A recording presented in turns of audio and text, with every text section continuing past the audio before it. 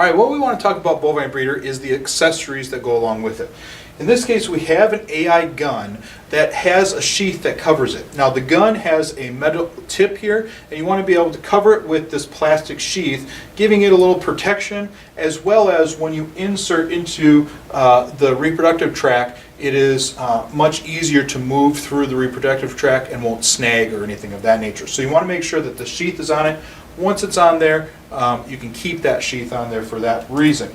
Now, we also have our what we call our poop bags here, and in this case it comes with 3 of them, and they can fit right into the rectum, and you can keep them in there and have students remove them as you do the practice. But it comes with that, and they can actually be put right into the rectum.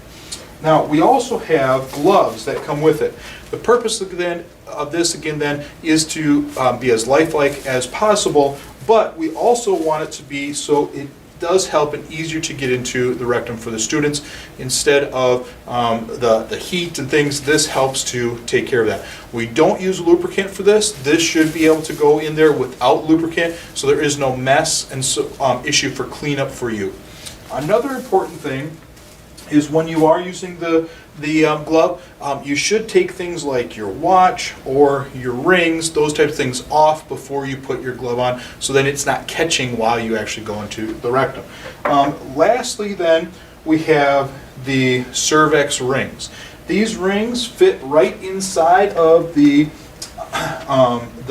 cervix in the reproductive tract. There are 3 of them.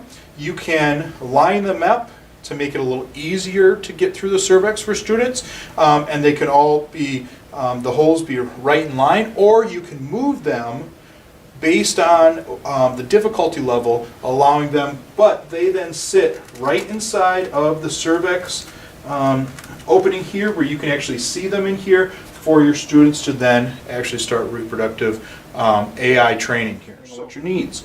Now, talking about the reproductive tract, you have the bladder where you can actually go in, if you're not careful, with your AI gun. You can kind of feel down in here. I can go into the wrong area here if I'm not careful, so you want to make sure you're at a 45-degree angle. Once you get here, we have the opening so you as an instructor or students can see where they're at and what they're doing.